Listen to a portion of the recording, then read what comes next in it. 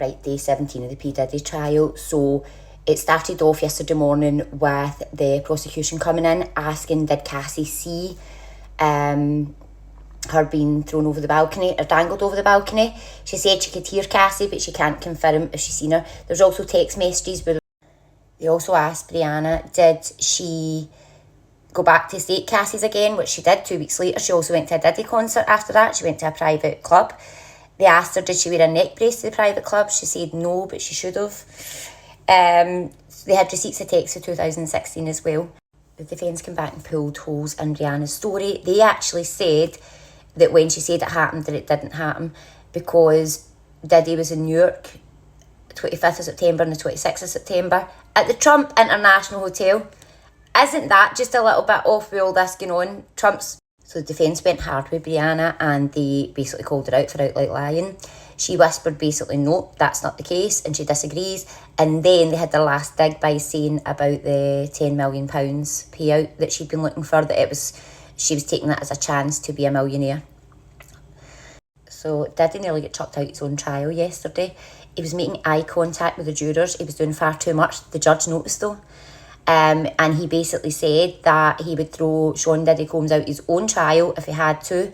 And he said it was unacceptable. So it's been made. This Christina Karan should be held to be charged as well. So there's actually been screenshots put out from Cassie to Christina Karan in September the 30th, 2016. And she wrote, he came in when my friends were there. They woke me up because he was ringing the bell at 3 a.m. He went straight. So the next person that took the stand is Jane Doe, which is obviously an anonymous name. The judge said the jury will find out her name, but public won't. She dated Sean Combs from 2021 to 2024. She said they were like Bert and Ernie. I'm cringing. He met her in Miami in 2020. So I'll cut this one a wee bit shorter because there's a lot of trigger warning. You can go back and have a look yourself. The Jane Doe has basically come out and said about a freak-off and Cowboys for Angels. So that's where the sex workers were coming from. Diddy asked her to fantasise over being with other men. He obviously didn't feel good enough himself. She said every time she's seen Sean Diddy Combs that from May 2021 to October 23, freak-offs were very, very regular. She didn't want to be shared.